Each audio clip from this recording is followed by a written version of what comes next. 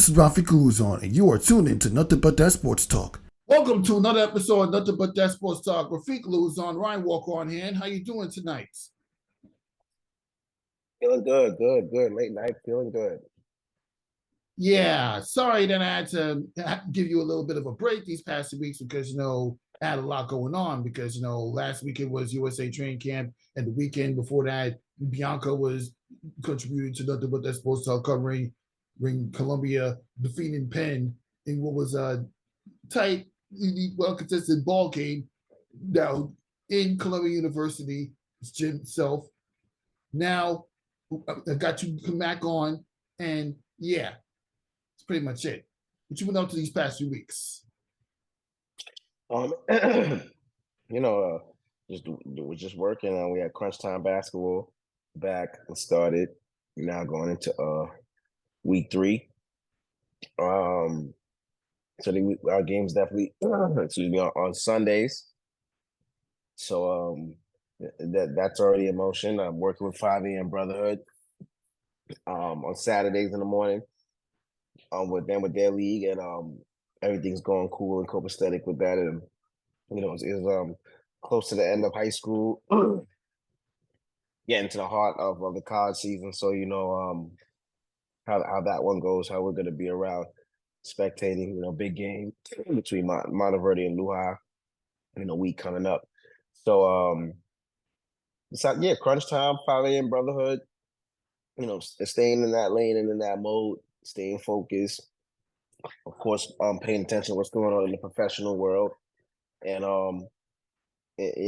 that's pretty much it right now. That's the lane we're working, and it's a lot of work and a lot of time. And, when we got our time, we do this, and just so many other platforms right now.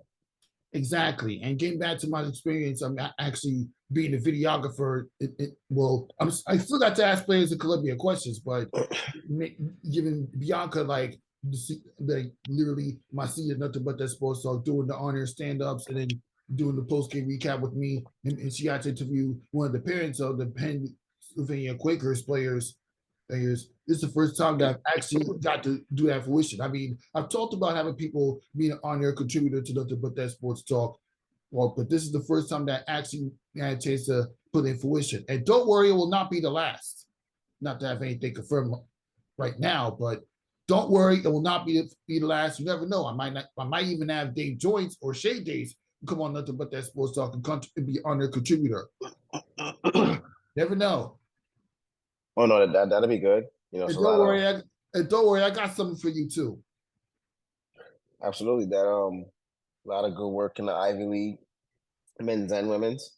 So it's always good to cover anything with Columbia or the Ivy League schools in general for college basketball and what they do for their student athletes. So big shout, good work with Bianca, and yeah, that's what it's like. We just said, college season is getting to the heart of everything right now.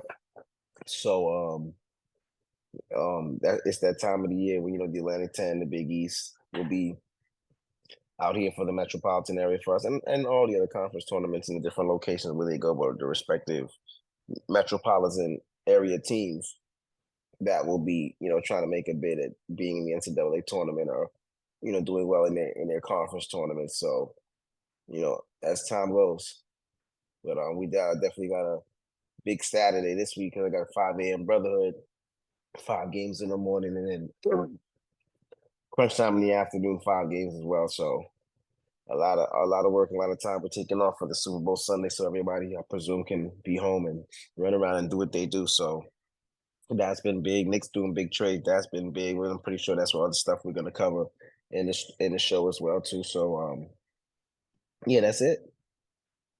Yeah, and then then we trade this a little bit. We'll get to college basketball. I mean, we'll get to everything we talked about. I mean, as you already knew, I was at USA training camp last week, and then I even got a chance to invite Tina Savasio, the reporter for Fox 5. She worked for MSG back in the day.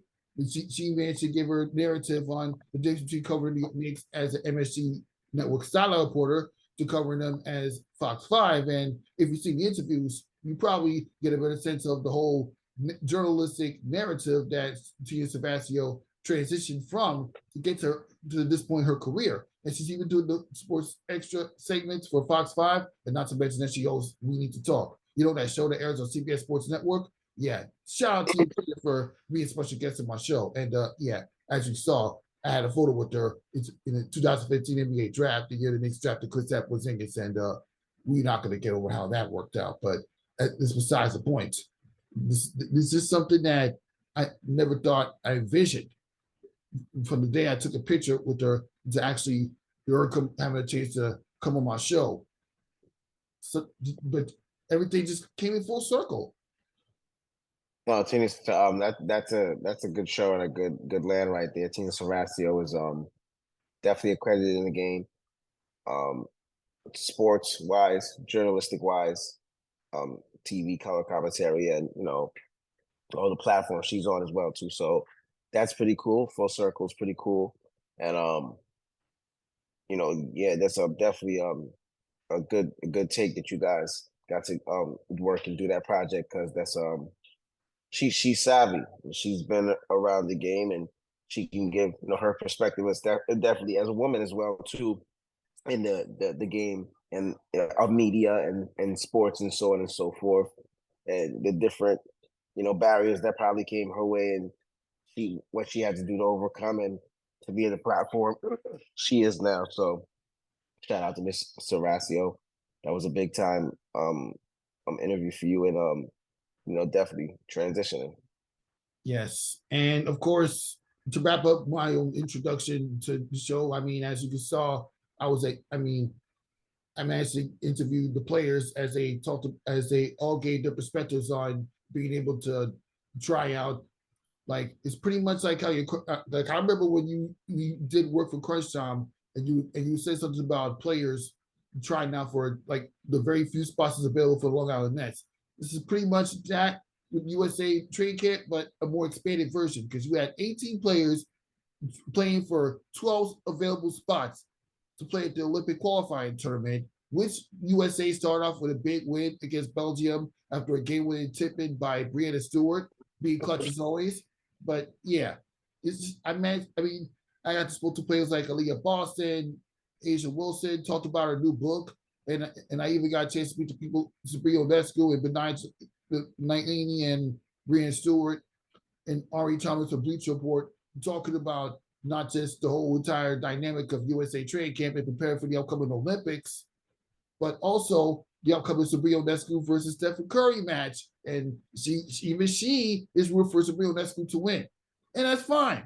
Women in sports phenomenon, I don't blame her for that, but I'm telling you, I'm not getting overhyped over Sabrina Ionescu defeating Stephen Curry. I'm not going to do that. Not for this competition. I saved that for the regular season and playoffs. But besides the point, it was being able to cover that camp for 3 days. I mean, all the WNBA media was out there. Christina was out there. Liberty Fan TV was out there. Jeff Migochetti, dude. I mean, I've had a conversation with him in the last episode. You look at the link in the description. As we went a little in depth on it, he gave his narrative. I gave my narrative. There was even some of the comedic moments. I mean, you had Kelsey Plums. We was getting ready to talk to her. She told people, "Do not ask me any more Caitlin Clark related questions." Yeah, and Diana Taurasi video bombed her, literally. And now we get yeah, that's pretty much it. I mean, I apologize if I left out a age of focal points, but yeah, pretty much it. Yeah, yeah. We like you said, seen something very similar with the I mean, this is for the USA team, so that's a whole different platform as well too. But we had a Long Island Nets combine, connected with Crunch Time basketball and so on and so forth. And I think the goal was like 18 to 20 players, but we ended up it was 15, I believe, total. And they all played and ran, and then subbed in and scrimmage and so on and so forth. But they ran a lot of drills. A lot of that stuff is about drills and athletic and agility things you can do, listening, conditioning. You know, they also had player interviews that they did. They had psych tests. They do that. The whole nine.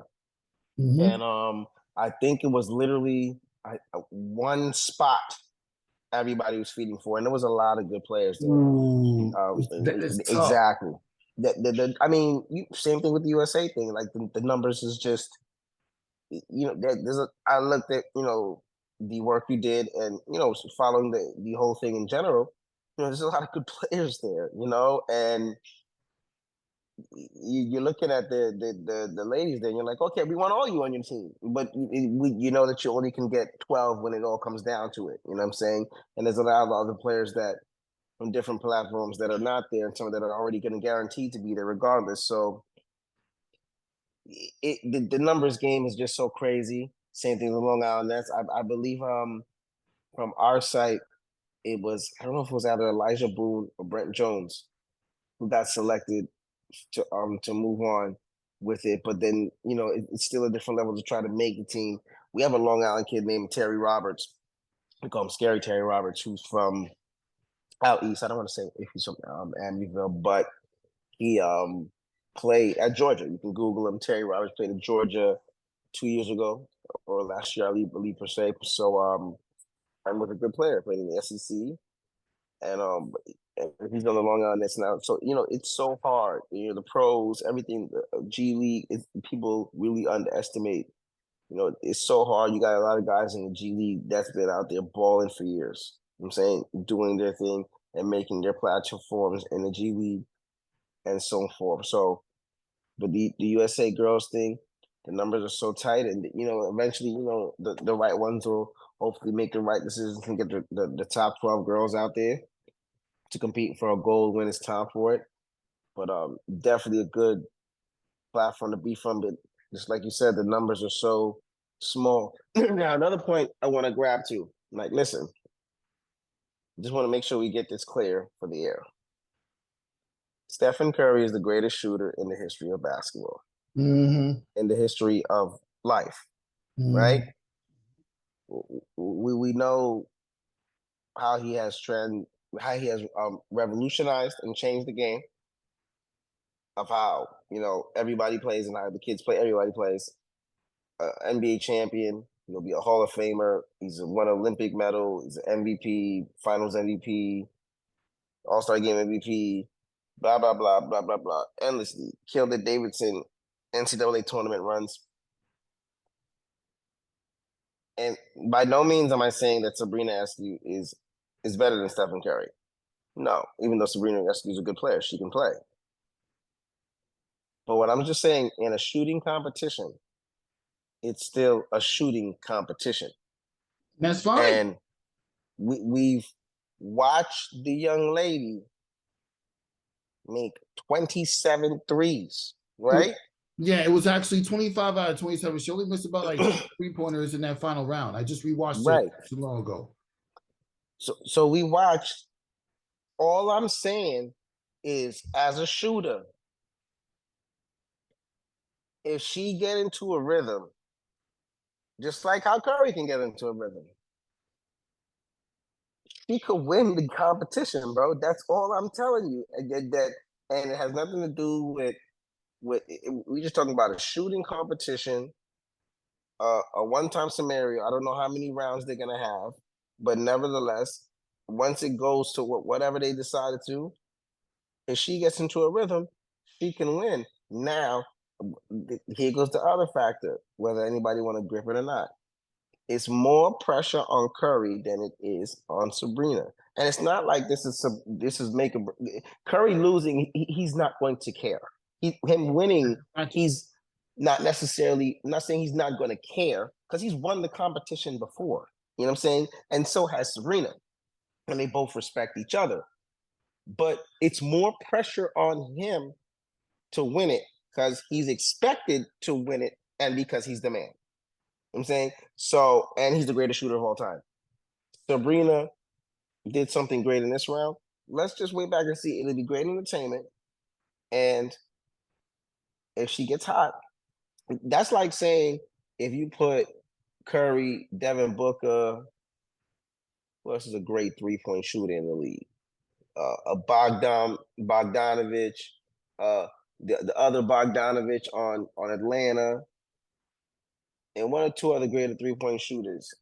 in a 3-point competition, and Curry's in there too, and you have them do the competition 15 times, you think Curry gonna win all 15 times? Possibly, definitely, probably not.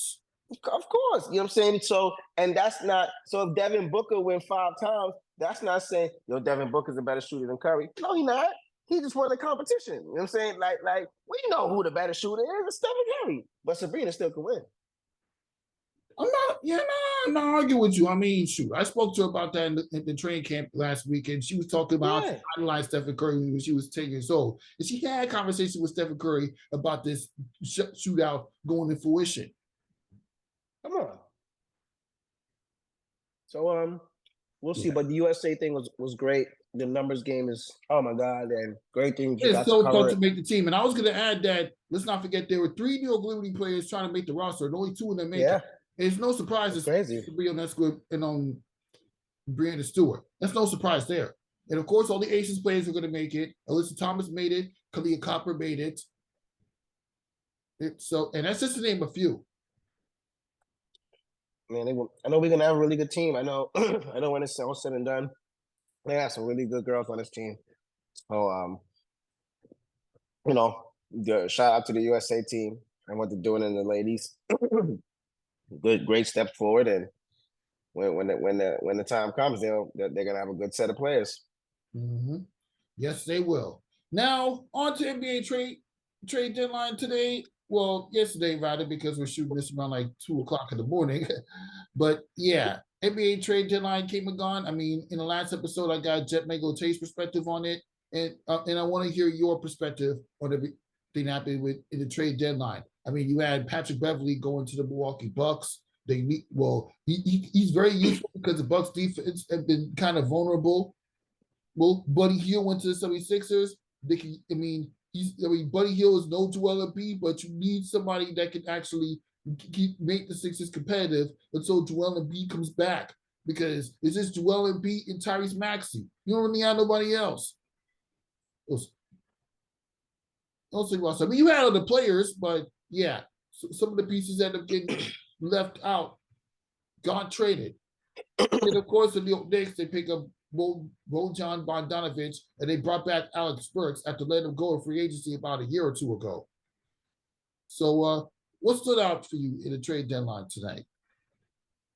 Oh man, and there's a lot of good things. I mean, Patrick Beverley going to the Bucks is definitely a help at the point guard position. Pat Beverley's a willing and really good defender, willing to distribute the ball, can find others, capable of knocking down a 3-point shot, can dribble, penetrate, can run a team, a good leader, intensity, the right things you need for the locker room, good teammate. Now,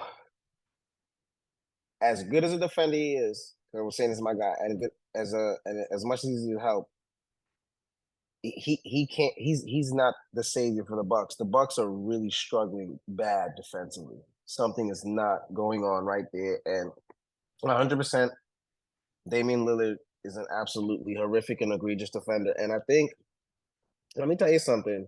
And it was the younger part of his career because Damian Lillard's still a good player, but we know he's been in the league a little while now. You know what I'm saying? Like, so we're watching some of the younger pups take over in the game, even though he's still solid in the game as well too.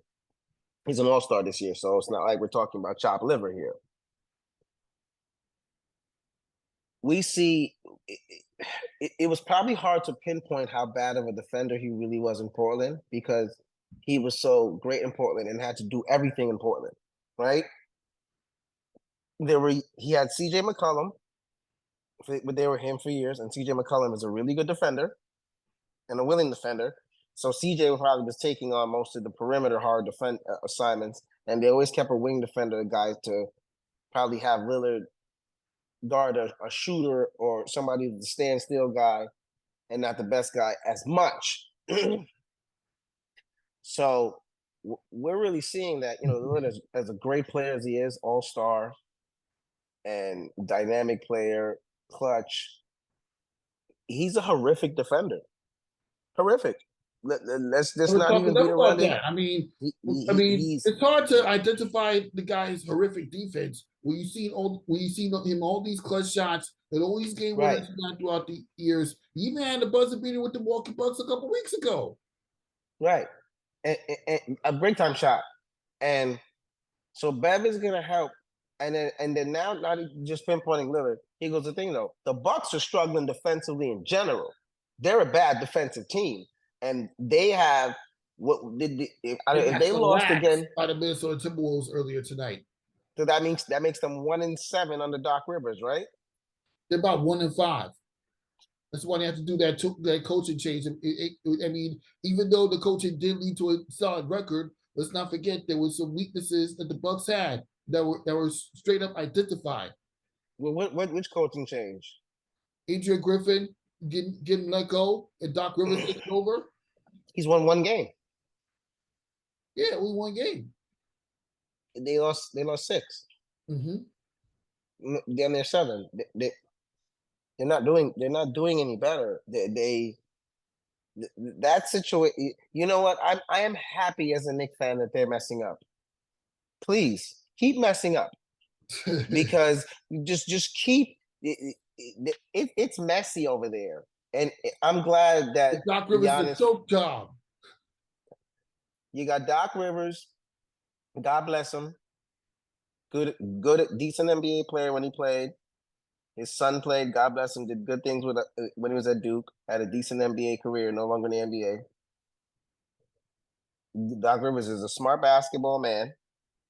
We give him plenty of credit. He was an NBA champion on the 2018 as the head coach. Mm-hmm. Smart guy. Now let's really break it down here. One, that 2008 championship Celtics team, even Jesus could have won with that team. Okay, the Celtics completely bellied up. They had Pierce there for years. Pierce was locked in.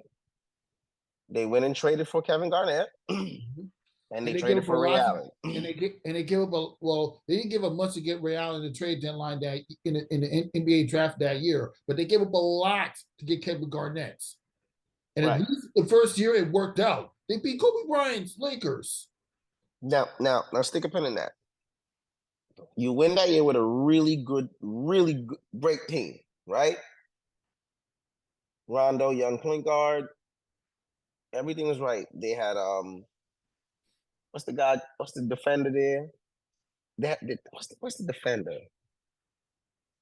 I think it's somebody named Brown. I know no, he was on Memphis for a while. Not Tony. Oh my God. This guy was a lockdown defender. But they had a good team. Eddie House. I mean, they had a good basketball team. Now look back at Doc Rivers. When he was in Orlando, what did he do in Orlando? He had a team one time 3-1 with McGrady and them. They lost to the Pistons. They would always lose in the first round, or he would belly up. After the championship year with the Celtics, where they're supposed to win, like you said, next year they lose in the finals. They lose to Orlando. They lose to Orlando the second round when they had a 3-2 lead. But Kevin Garnett, missed that entire playoff run. So yeah, you lost in 2010 to Kobe Bryant's Lakers.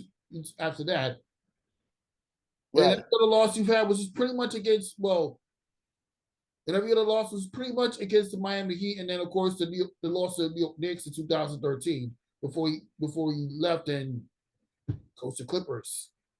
Listen, he had a lot of bad playoff losses with the Clippers in situations where the team was up or there was games they were up. He doesn't make the proper adjustments when necessary. It seems for some reason at some point, I could be wrong, but it seems after a while that there are players that listen and buy into Doc, and there are other guys that just don't buy in. So they stop listening to Doc. And then I just don't like how everything looks. I mean, this could all be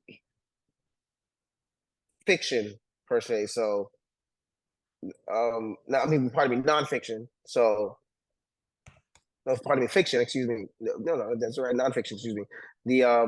But it just seems bad. Doc Rivers was the team consultant for the Bucks. Adrian Griffin was picked to be the coach. They got rid of Brian Budenholzer. Who knows why? Right? Adrian Griffin's the coach. Adrian Griffin has a winning record. The defense was still horrible. Not saying there wasn't issues and everything, but he still had a winning record. You fire him before the All-Star break to bring the team consultant in, which is Doc Rivers.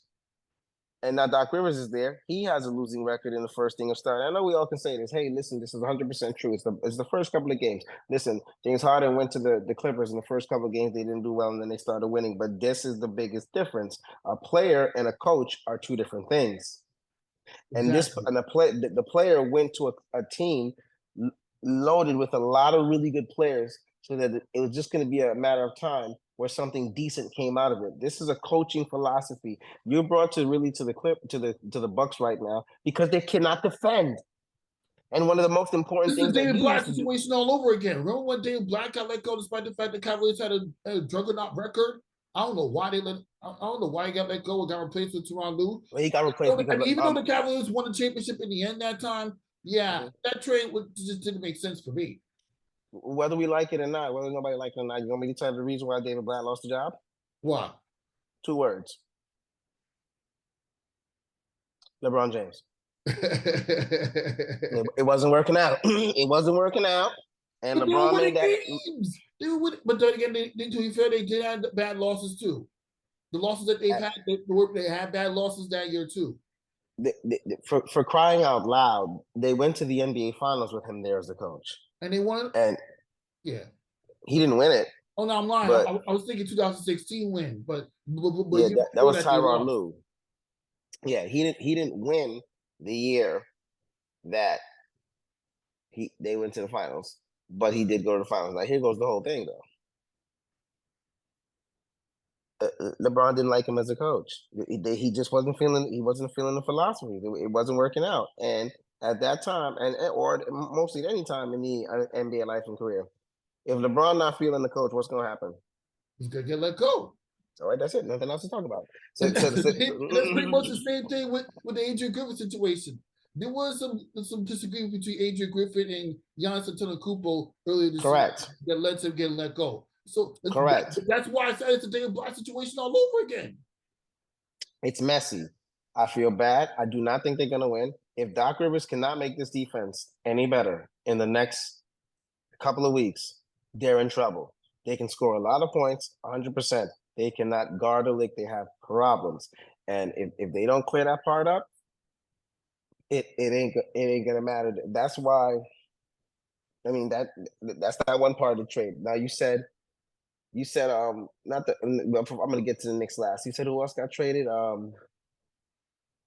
Yeah, Patrick. Well, Patrick Beverly. We already talked about Patrick Beverly. And then you said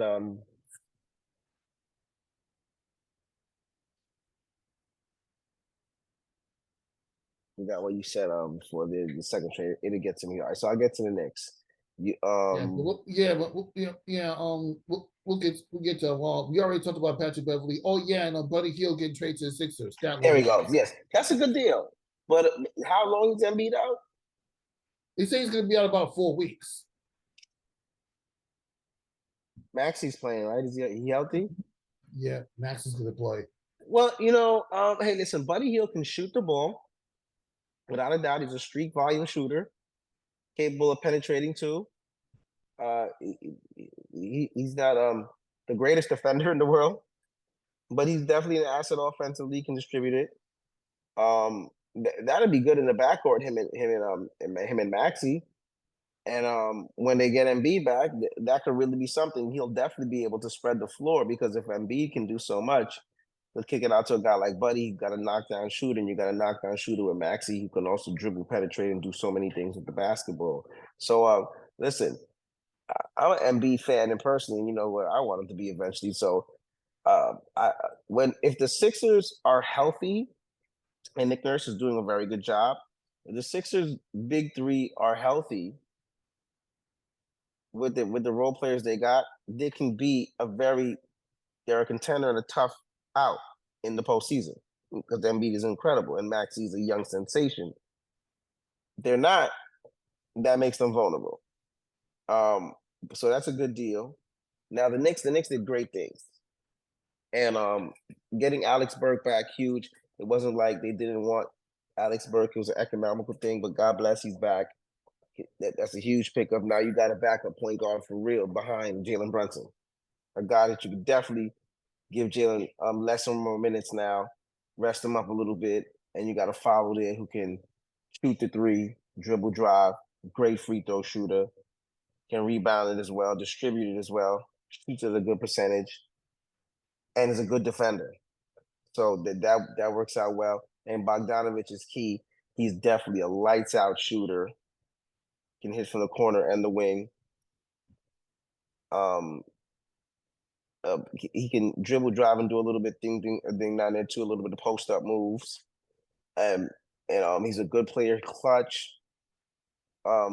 Gets in there with rebound a little bit, scrappy on defense. So that's a big time pickup because now you look at it, the Knicks, if completely healthy, right now should be an Eastern Conference Final team. That's what I've been saying. That's what everybody's been saying all along, and I believe you. I'm confident that they can get to the conference finals at least, but it all depends how they're going to start their playoff run because, the Knicks, they've had their struggles too. Even when they do get everybody back and they're healthy again, right now it's looking like they're not going to because they had a bad loss to the Mavericks, but they were shorthanded. The Knicks have had a lot of injuries recently. But luckily, they're not season-ending injuries, so they're going to be useful when playoff time comes around. But yeah, the injury bug, I'm surprised it didn't take a toll on them yet. Aside from tonight. Well, it's slowly starting to take a toll now. See, what was very fortunate for the Knicks is that they got really hot during the time when they're playing good ball. Then Randall got hurt. Brunson was still playing at such a high level that there were many games that he carried them, and other guys stepped up. Dante stepped up during the stretch. There was times OG stretched up before he got hurt. Guys, stepped up and helped Brunson on those nights to just get us some life to tread water till Randall came back. Brunson had a little setback with the ankle, even though he's supposed to be back like next game was a day-to-day situation. So Brunson got a little banged up. But before that, OG's been banged up with the shoulder. Grimes was banged up, but we clearly see eventually that Grimes was going to be traded. So that was in the mix anyway. And Mitchell Robinson's been out extended anytime anyway, so we'll throw him in there. But still, the Knicks are playing without him. Mitchell Robinson probably should be back, I guess, end of March, early April, right? So, that's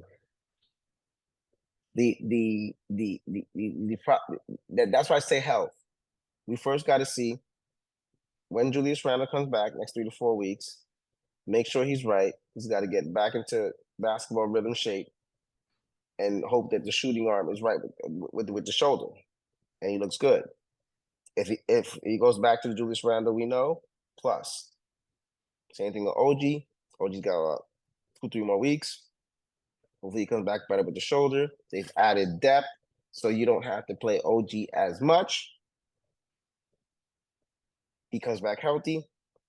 That's the other plus. If Mitchell Robinson comes back later in the year, he gets his feet underneath him. He starts looking well. He's healthy and goes back. That's another plus. So if those all work out on top of Brunson coming back fine, which he hopefully will be good and fine, and you add Alex Burke, you got Bogdan Bogdanović. You already have Josh Hart, Dante DiVincenzo. You have Deuce McBride.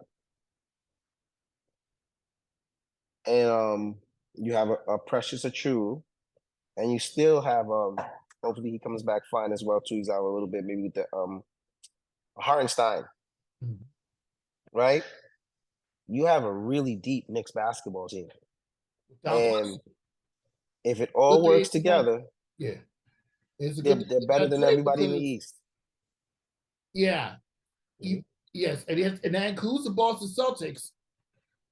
And well, the funny thing, the one concern with the New York Knicks, even when they were winning all the time, was that their starters are too overworked, and the fact that they're injured right now shows it. Well, they were run to the ground too much. Thibodeau's got all his players. Tim's got to, that's like Man, it's so hard to coach in the NBA, and I don't want to sound like I'm just picking up for Tibbs because Tibbs always does that. So 100%, Tibbs plays guys too much. We know that he plays quality guys a lot of minutes. Always been like that, right? But damned if we do, damned if we don't, because when Tibbs makes good decisions and does good stuff, we're praising him. It just this part that's a normal part of his theory and how he works backfire on him, and we know it already. I couldn't even get upset no more because like at the end of the day, that's Tibbs, and you know what? Here goes the reality of it, whether we like it or not. All teams in the NBA go through injuries. Everybody just goes through it at different times. You understand what I'm saying? So you still have to persevere, and they pros. It's the next man up. Guys got to step up. There are many guys that are looking to play in the NBA and looking for jobs. Okay, and what you won't do, the next man will. And at the end of the day, you got to figure it out and tread water until you guys come back. And Thibodeau's made so many good decisions this year. Randall gets hurt. Oh, he's playing guys too much. Oh, Thibodeau got to go. Stop it. When he made all them good decisions the 5 weeks ago, everybody's praising him and saying Thibodeau, because he's doing a good job, right? All right. The Knicks are number one in defensive efficiency in the NBA, right? Mm-hmm. They're top 14. They're top 14. Their defensive statistics are out the roof. They have 2 guys that are two all-stars. He's getting the best out of Hartenstein. He's getting the best out of so many of the good young players. Think about this. Last year with his philosophy, he wasn't playing guys. He eventually had to suck it up and compromise with things. He played Quentin Grimes. He started Quentin Grimes. Okay? Mm-hmm. Nobody else did. Quentin Grimes is now, of course, on Detroit. Quentin Grimes might do good with those young guys. He might eventually maybe get a good deal later on in the future. He played quickly more. He got on quickly. He quickly got better with things. He sat there when RJ was there. He so we criticize. You got to take the good with the bad, ladies and gentlemen. That's Tom Thibodeau. He gonna play his best players 7,000 minutes. He been doing it everywhere he goes. He did it at Minnesota. He did it at Chicago. Mm-hmm. He do the same thing everywhere. Now, let's get all these guys back healthy, right? And once you get back healthy, Thibodeau, you got 10, 11 guys. You can't play Julius Randle 47 minutes every night. You can't. You can't play Brunson 48 minutes every night. You can't. You got Alex Burks, trust him, put him in. You got Bogdanovich, trust him, put him in. Bogdanovich's a good lockdown shooter. Yeah, you got Dante to catch the shoot position. Yeah, you got Dante DiVincenzo. He's a knockdown shooter. Put him in. Trust your guys. You got a lot of hitters. You got a lot of guys. Hartenstein can pass in the post and score. Mitchell Robinson will be back. You got an OG. You can play guys 34 minutes, 32 minutes, 31. You know what I'm saying? Play other guys 20. Play all your guys. You got to Deuce McBride. Now you got depth. So now you don't got to run the guys to the ground. And the Knicks got to use their depth and their defensive tenacity to get out the East. Because even with all of this, I'm not trying to sound like the hater guys. We're still not better than the Boston Celtics right now. Maybe on paper to an extent. And then let's also remember, ladies and gents, when we say on paper, remember, they have Tatum and Brown. Those are 2 top 15 players in the world, right? Mm-hmm. Right? So with those 2 alone healthy, you know what you're getting, okay? Now, at this moment, we're not better than them. Do the Knicks have the potential to be better than them? Absolutely. But let's make sure everything is healthy and they get a rhythm and they go back to what we know. And if they do that, now Eastern Conference, watch out. Because the Knicks know they can beat every other team in the East. They believe that deep down inside their heart, especially with the team they got assembled now. So they made great deals. Good to get them back, added depth to the team, and that'll help them sometime too as Randall and OG get eventually healthy back. I'm saying you got a Burks and a Bogdanovich that can help out on a team right away offensively. That's right. To add with what they're doing. Yep, that's a very interesting points. Now we're going to transition to some college basketball because there's some pretty interesting games that happened this past week. I mean, some of my favorites this week in college basketball, obviously, Kansas State upsetting Kansas Jayhawks. Aaron from Ball's Journal. Yeah, Clemson defeated North Carolina. I know you're happy about that, being a Duke fan. And there's pretty much so many games going on. I mean, Fordham got smoked by VCU. Of course they do. And I had a big win in Maryland against Maryland. Shout out to Gigi Spear for doing the in-arena hosting. If you want her thoughts and an overall experience of going all the way to the DMV area to do in-arena hosting in Maryland versus Iowa, then you can check out my latest interview in the link below. But getting back to the point, those are some pretty good moves right there. And one highlight that Iowa just won again, and Caitlin Clark is literally 27 points closer, surpassing Kelsey Plums' scoring record in Division I history. So, what are your overall thoughts on everything I just described? College basketball. Well, in college basketball, they it's scary. We keep talking about it. Man, it's so hard to call this stuff upsets no more. And I'm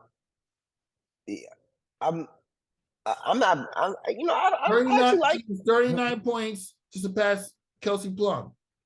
Oh, she's gonna break that record. Listen, she stay healthy, she's breaking that record. That record is broken. Mm-hmm. She might do it. She might do it tomorrow. So I ain't even worried about like that. That's a broken record. That's done. Over, done. She's shattering that record. The Kansas State thing. Kansas State has a good team, and like I keep saying, eventually, Bill Self and those guys recruit. They're gonna get good kids. They're gonna get 5 stars. They're gonna get 4 stars. They're gonna get good players. But Kansas for years in the Big 12. It's like they had a monopoly, but they didn't have a monopoly because all the best kids always wanted to go to Kansas, especially from the 90s years. I'm gonna tell you what opened up the doors for recruiting in Kansas. Danny Manning was there. They got recruited. They won a national championship. Danny Manning, I think it was the 92 year, right? After that, Danny Manning in that funnel line eventually, a couple years because of what he did, they got Paul Pierce, Rafe LaFrentz, Scott Pollard, and Jacques Vaughn. Mm-hmm. That Kansas team opened up the floodgates. After that, they was always getting the top kids. So for years in the Big 12, they was running things because they was always getting the top kids. The Big 12 always had good teams and always would compete, but Kansas would always win the regular season, no matter what, and would most likely always win the conference title.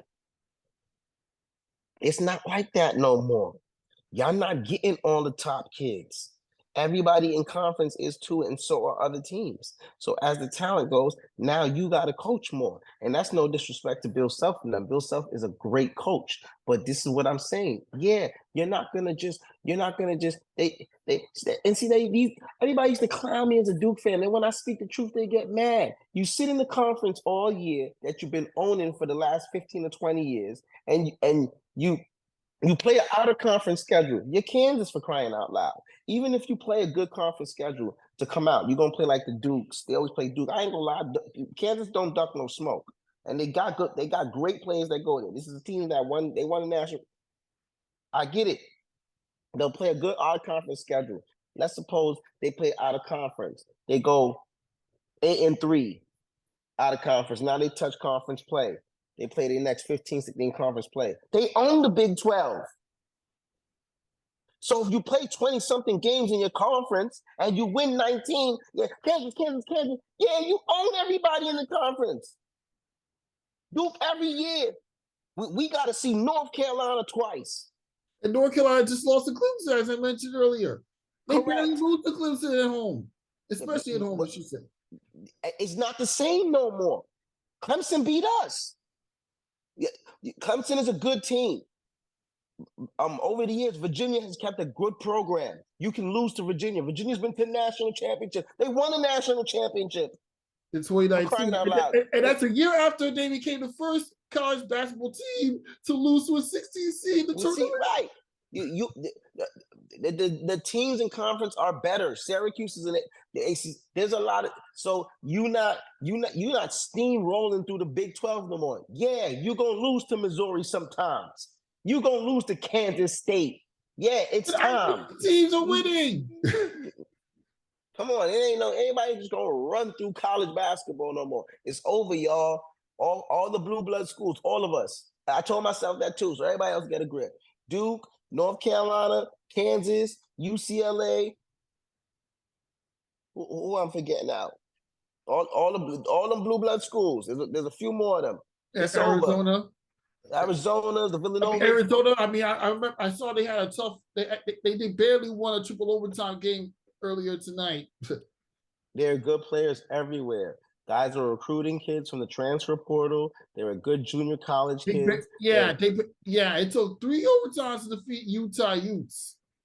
Yeah, correct. There are good Division III kids transferring, D2, D1. There are 5-star all American high school kids that are going to these programs. Top good 4-star kids. There are a lot of good players everywhere. There are young kids that are from overseas that are coming over here and playing in the United States of America, getting a little education and playing for college teams. There are college kids that are transferring. Exactly. Stop. Exactly. So you're not just running through the conference. Exactly. And if all the coverage and if all the photographic and print coverage that Dave joins in Hoop Dreams, and even this guy Glenn from the Basketball Network, is it tell you anything as far as the type of talent that is in the high school level, in college level? Something's wrong with you. Even though I got invested to covering college basketball, and I've been covering college sports since LIU days in 2015. Covering college basketball now, I mean, I have to showcase that there's more to college basketball than just the Power 5 schools. I'm highlighting Fordham. I'm highlighting Columbia. I just started Columbia this year. Me, Bianca, literally just got a glimpse at the men's team. I'm not letting the fact that they have a losing record in conference play fool me. Columbia men's basketball team's good. The women's basketball team's pretty good. They're solid. They're knocking on the door for a tournament appearance. Let me give you a true story, and to go back to the college thing, and that's no disrespect to Kansas. They're still a good program. Same thing with Duke. I wasn't when guys tell me he's like, "Oh, do you lose? Yeah, you lost to North Carolina." I said, I knew we were going to lose to North Carolina, and we're going to play them at the end of the year in our home, and we're going to beat them. We're going to split. That's how it's going to go. That's how the series usually goes. And Chapel Hill's a tough place to play. Correct. And I said, first of all, Armando Bacon has been in school for like 42 years. He should be a doctor, for crying out loud. As long as he's been at North Carolina. And RJ Davis is a big time. He's a senior and a big time player.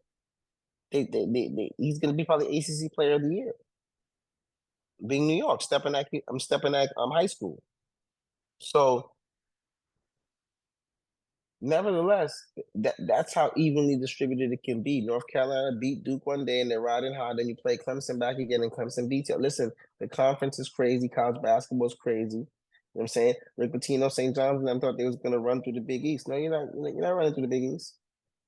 I'm saying it takes time. That's why I was laughing. I was like, I don't understand why. I said, Patrick, you can't argue with me with college basketball. You had a conversation with me on the phone. I don't know. Why is he arguing with you? Your alma mater didn't accomplish much. Y'all couldn't even defeat Marquette last week. You blew out a 3-win DePaul.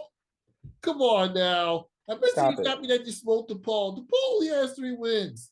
And you know what? To continue the conversation, before I even let you continue to speak, I just watched Hampton, the school that Jordan Isaac girl, who I met when I did the HBCU All-Star Summer Dreams Classic last year. She covered the Legacy Classic. I just saw Hampton came back and beat Howard. Yeah. HBCU has good ballers too. Don't sleep on it. And we want to get the record straight. For everybody who just watched, we put this on live. Or when we make sure this goes air, pardon me. We love St. John's. We are New Yorkers. The two idiots that you see on this show, we love New York teams. You know, I got a little problem with the Mets. But for the most part, you know, we New York. So we love Hofstra, Stony Brook, love St. John's, trust that. You know, plenty of guys that went there over the years. All the New York schools, the Delphi, I don't care what it is. As long as it's New York, as much as I love Duke, Duke is my college team. All the New York teams are great in my book, especially in college basketball. We all follow them and pay attention to all the teams. However, with that being said, if you're a St. John's fan, there's nothing I want to hear you criticize in general, especially in the Duke conversation with St. John's and Duke. There's nothing to talk about. You have no national championships. Even though there were seasons where St. John's had some regular season wins against Duke, but that's literally ages ago. Stop it. Who cares? Let's not forget.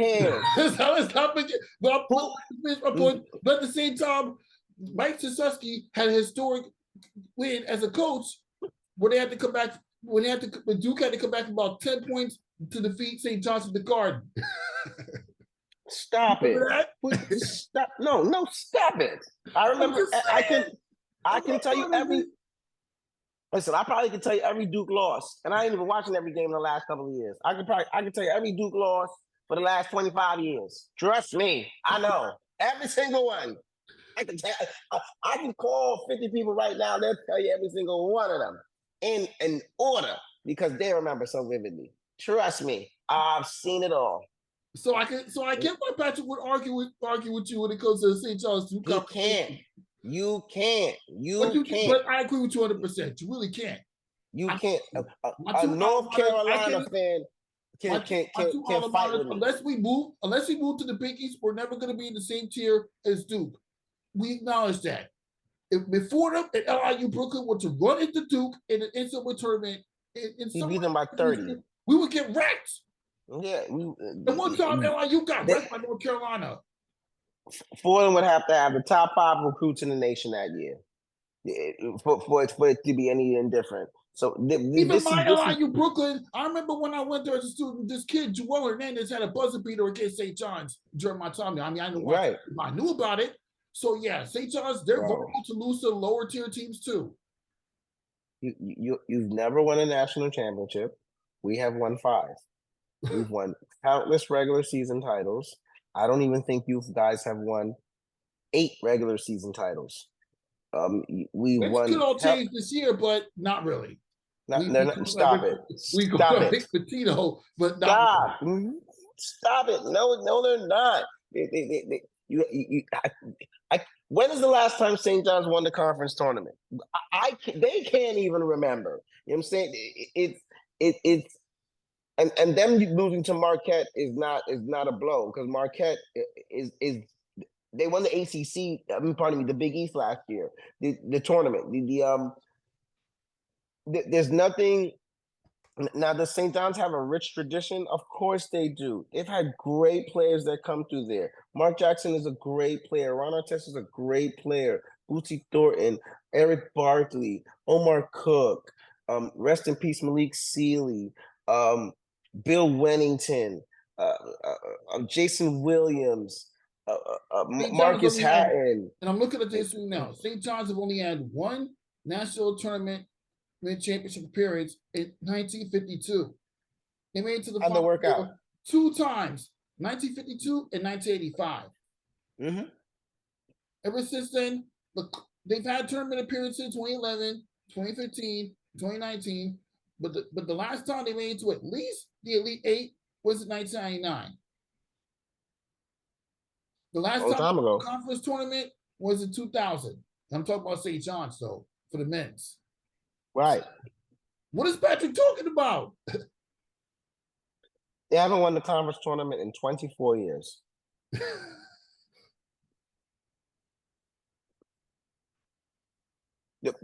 Think about this. Think about how tough that is.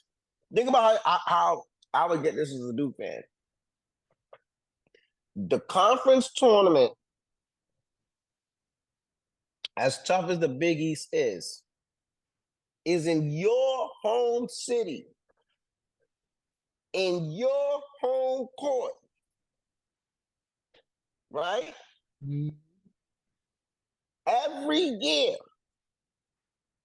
And in 24 years, you ain't win one conference tournament.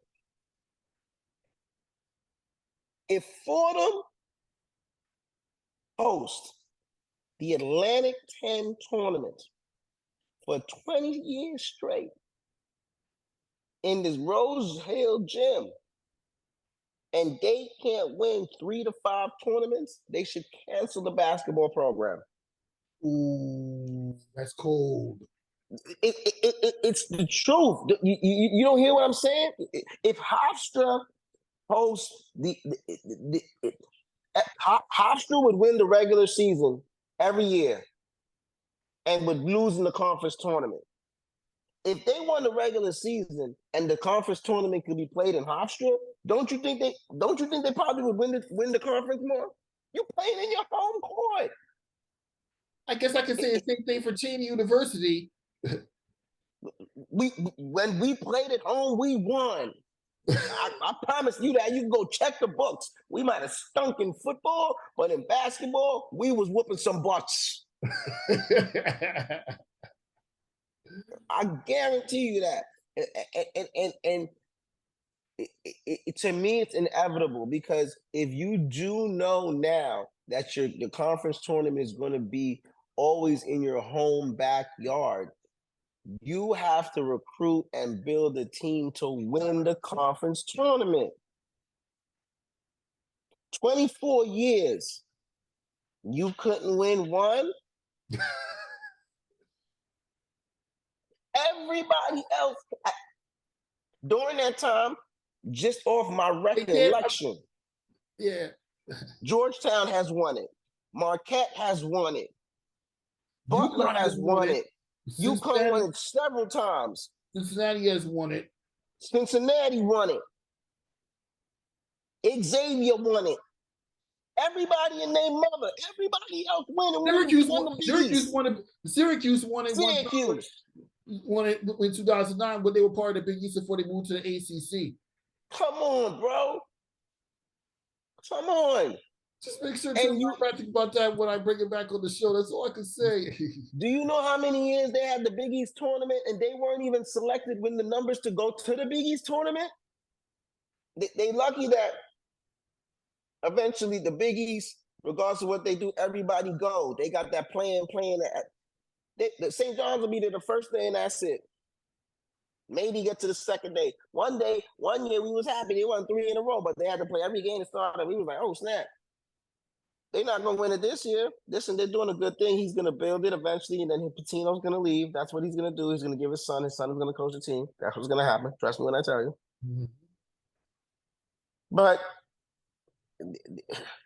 in regards to conversation with blue blood schools, they just need to chill out.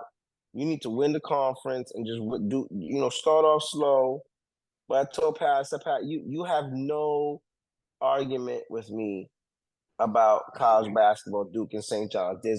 You do understand you're taking the 2 train and I'm riding in a Rolls Royce. There's no, we're both going to get there, but just mine is a better drive. So it's college basketball is coming too close to that time. This is a good time of the year. You know what I'm saying? Yep. Everything coming to fruition for college basketball. Now, let's get to some Super Bowl talk. And the conversation with Super Bowl has to continue going because you got San Francisco and Kansas City duke it out again. And let's not forget, 4 years ago, they voiced off in the Super Bowl, the last one that was literally filled with fans in 100% capacity before the COVID pandemic happened. The first one after Kobe Bryant died.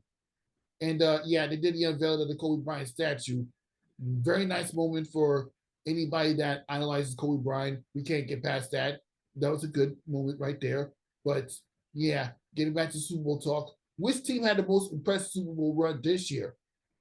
Is it San Francisco or Kansas City? Because to me, it's the Kansas City Chiefs. I mean, come on now. Not only did you roasted the Miami Dolphins, but Patrick Mahomes showed that even with road games against Buffalo and Baltimore, that he can still carry Kansas City to a Super Bowl run. So, well, first, shout out to both teams. Congratulations, both in the Super Bowl. Both phenomenal years, and no disrespect to Baltimore. Baltimore had a really talented team. They probably had the most talented team. MVP. Yeah, right. In football, but they didn't advance to the Super Bowl. But this is probably, in hindsight, the two best teams probably in football. Right, the defending champions. Mm-hmm. Even though they had a tough regular season, but still found a way to qualify, get in. But the defending champions and the San Francisco 49ers that have been clearly the best team in the NFC the whole entire regular season. No, Kansas City's run is more elite. One they didn't have they didn't have any home games, correct? Yeah, they have one home game. They had a home game against the Dolphins. Yes, they had the one home game. So remember? Yes, they had one home game, but their other two games were two tough road games that they had to win to get to the Super Bowl. Not unlike their other years in the past, where I think excluding the Cincinnati Bengals year, Bengals had home field that year, I believe. So excluding that year, the other years in the AFC Championship game, they had home field or had a run where they had more home games to get to the championship game. This is the only time where they were going to have more road games to get where they had to get. They beat a very good Buffalo team. They beat a very good team in the AFC Championship game. So definitely a tougher stretch and run, and that's why, in hindsight, no disrespect to the Niners, they're a very good team. They're very complete. They can run the football. They have Debo. They have Christian McCaffrey. They have a Ayuk who can make plays, and different guys. Bryce is a very solid quarterback, can make the plays. George Kittle at the tight end. They have a very angry, awesome defense. But I'm telling you, I think it's ordained, and I'm picking Patrick Mahomes and the Kansas City Chiefs to win this thing, man. That was my pick as well. I mean, that's my pick as well. I mean, I can't get past the 49ers Super Bowl run. They've had impressive come-from wins against Green Bay team that's after they smoked the Dallas Cowboys. And then the upstart Detroit Lions. By the way, shout out to the Detroit Lions for actually having a deep run into the NFC title game, even though they kind of had a meltdown. But we expect them we expect them to lose to the San Francisco 49ers, so that's not even a surprise to me. I was least disappointed about the way it went about losing since they had like a 27-7 lead. I thought Detroit had it, but Brock Purdy pulled the rabbit out of his hat big time. The Lions are a good team. I picked them to go to be decent this year and win the division. And they had a good year. But just in hindsight, you can't lose that game. You have to 24-3. Mm-hmm. You like going into the half. You gotta find a way to buckle down and win that game. I hate to sound so small, but if you have a 24-3 lead, you got to make sure whenever you get the ball coming out of half, where you get it first, or you got to stop and get the football, you got to score points right away. Mm-hmm. You got to at least score 10 more points. If you could tell your team, listen, give me 10 to 13 points. There was some questionable coach decisions that were made in that Lions and 49ers game a couple of weeks ago. There was the fact that you had a chance to hit a field goal, but you missed. Correct. You scored on fourth down. It was around like 2 or 3 minutes left in that game, somewhere around those realms. And you couldn't recover the onside kick, but then again, it's tough to recover an onside kick when you come from behind anyway. Right. And you got to kick that field goal.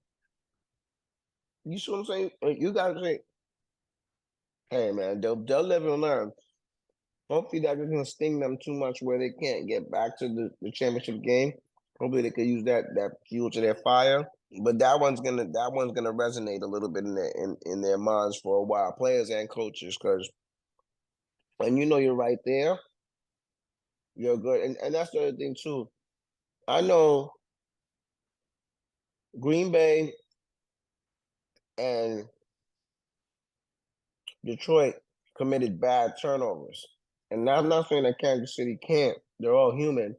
But I just know that for the most part, Patrick Mahomes and them don't turn the ball over like that and make those same mistakes. And I think those are the things that Kansas City won't do, that those other two teams did do, and San Francisco had an opportunity to move on because of that.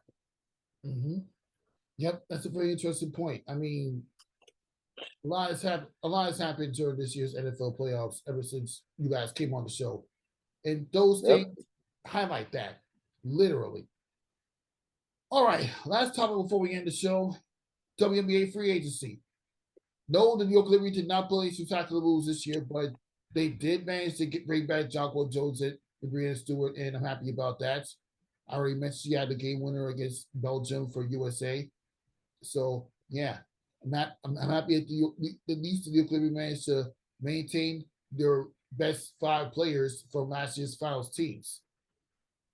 But now on to some other interesting moves happening in free agency. You have Nika Gumic choosing to sign with the Seattle Storm, building a super team there with Skylar Dickens-Smith and Jewel Lloyd and Ezzy Magdabor. Mm. I'm sorry if I butchered your name right for those that's listening. And yeah, the Phoenix Mercury, they're gonna have a better season. They picked up Natasha Cloud, they had Rebecca Allen, and they did a Kalia Copper trade. Yes, Kalia Copper is going to the Phoenix Mercury. I know Aya's happy about that, which means Phoenix will be back to playoff relevancy. It possibly Diana Taurasi's final season in her WNBA career, or at least she's knocking the door towards in her career. So yeah, there's that. And they still got Brittany Griner. Mm-hmm. Well, you know. So do you still see the Aces? Do you still see the WNBA being a 2-team race between the Aces and Liberty, even after the free agency?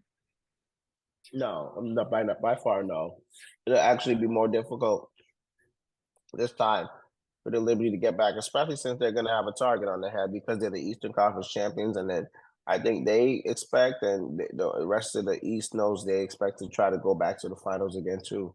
You know, people are going to try to put Well, a like monkey WNBA wrench in finals that plan. runner up, but yeah, Right.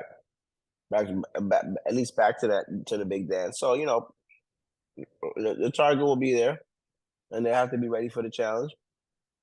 How what was how many years did Jones get? it's 2 years. Okay.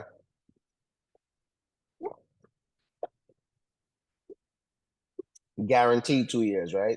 She has to be there, right? Okay, so it's fine. So they just have to find a way to get back to that big dance. It's very difficult to do. I'm glad they signed their core girls back. Maybe they can get a couple players really, really light on the low. I still think they need a backup point guard, a better table setter, and I think they need one more wing defender, just a 3 or 2. Yeah, Somebody that can guard a 2 or 3 or a Johannes is going to 4. be too, because Maria Johannes and Hanchu is going to be too focused on winning gold to come out to New York Liberty to play the full season. So that's going to play a factor. But they need to add more depth. That's all the Liberty has to do. You got the star power. All you need is more depth. Although it's going to be a lot harder to get back to the WNBA finals, we have to compete with teams like the Seattle Storm and the Phoenix Mercury, and of course the Connecticut Sun. They managed to bring back their pieces, with the exception of Letitia Heineman, who got traded to the Minnesota Lynx. So you look at so when you look at all those things, you gotta wonder how things are going to work out. Oh yeah, and Elena Delle Donne's choosing to step away from basketball. She's taking that year off. She can use it. And Tina Charles went to the Atlanta Dream. Yes, Tina Charles. Tina, Christ the King. So, yeah, there's that. Okay, no comments? No, sir, not on that one. All right, we'll wrap up this episode. Nothing but that sports star. Thank you for stopping by, Ryan Walker. With you and Rafik Lumuzan. We'll see you next time. Yes, sir.